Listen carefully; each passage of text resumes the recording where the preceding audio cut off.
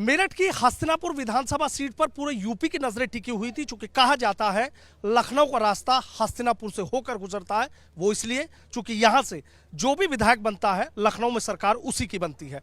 यहां पर राज्य मंत्री और बीजेपी के प्रत्याशी दिनेश खटीक ने फिर से यहां पर फूल खिला दिया है और लखनऊ में सरकार भी बीजेपी की बनने जा रही है। दिनेश जी, पहले तो आपको बहुत बहुत बधाई, शुभकामनाएं। थैंक यू, धन्यवाद। एक बात बताइए कि शुरू से ही अभी देखा कभी घटत कभी बढ़त चलती रही थी, तो दिल की धड़कनें तो थोड़ा बढ़ रही थी।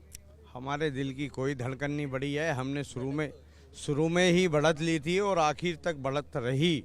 और ये केवल हस्तिनापुर विधानसभा में नहीं रही, पूरे उत्तर प्रदेश के अंदर आदरणीय मोदी जी और आदरणीय योगी जी के नेतृत्व में सुबह से लेकर और शाम तक बढ़त नहीं ली, बल्कि पूर्ण रूप से ये तय हो चुका था कि उत्तर प्रदेश में आदरणीय योगी आदित्यनाथ जी के नेतृत्व में सरकार बन चुकी है।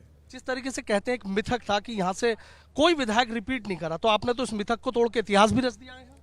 ये मिथक टूटा है। इसके लिए मैं अपनी क्षेत्र की जनता जनार्दन को और अपने भारतीय जनता पार्टी के सभी कार्यकर्ताओं को उनका बहुत आभार करता हूं, और अपने केंद्रीय नेतृत्व का, आदरणीय मोदी जी का, आदरणीय योगी जी का, जो जन कल्याणकारी योजनाएं आदरणीय योगी जी ने, आदरणीय मोदी जी ने, चाहे गरीब हो, चाहे नौजवान हो, चाहे किसान हो, चाहे दलित हो, चाहे पिछड़े हों, सब लोगों को एक साथ लेकर के सबका साथ, सबका विकास और सबके विश्वास के साथ चले थे। उसी का एक परिणाम हस्तिनापुर है। ये बात ठीक है कि हस्तिनापुर आज़ादी के बाद दोबारा यदि कोई जीता है तो मैं जीता हूँ। भारतीय जनता पार्टी जीती है, भारतीय जनता पार्टी का कार्यकर्ता जीता है। आदरणीय मोदी जी, आदरणीय योगी जी के नेतृत्व में एक अभूतपूर्व विकास हस्तिनापुर का होगा। ये जनता ने तय कर दिया कि उत्तर प्रदेश में दोबारा योगी जी आकर के अच्छा सुशासन लाएंगे और सरकार चलाएंगे। जिस तरीके से हस्तिनापुर में आप कहते हैं कि करोड़ों अरबों रुपए के आपने विकास के काम कराए हैं, तो नई जिम्मेदारी भी आप मिलने जा रही है। सुन रहे हैं कि कोई बड़ी जिम्मेदारी और अहम जिम्मेदारी मिलने जा रही है, कितने तैयार हैं उसके लिए? पार्टी, हम एक कार्यकर्ता हैं, पार्टी के सिपाही हैं। जो पार्टी हमें कार्य देगी वो कार्य हम करेंगे, चाहे वो बड़ा काम हो चाहे वो छोटा काम हो।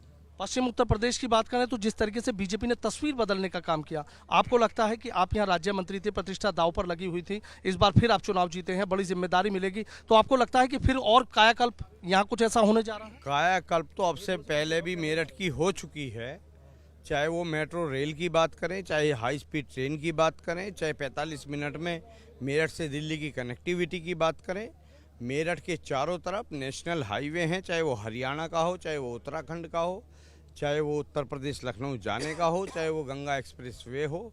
तमाम ऐसी सड़कें सुधार करके सबसे ज़्यादा काम भारतीय जनता पार्टी के नेतृत्व में आदरणीय मोदी जी, आदरणीय योगी जी के नेतृत्व में हुआ है। आखिरी सवाल मेरा आपसे है, कहते हैं ना कि कुछ लोग ऐसे रहे कि जिन्होंने पूरी कोशिश करी आपकी घेराबंदी करने की, लेकिन हर घेराबंदी तोड़ी आपने।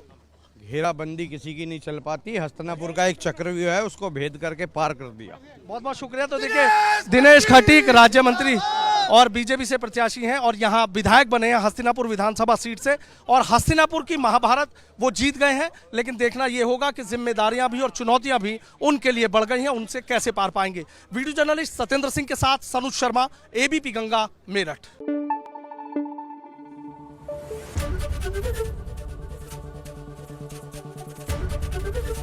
एबीपी गंगा, खबर आपकी, जुबान आपकी।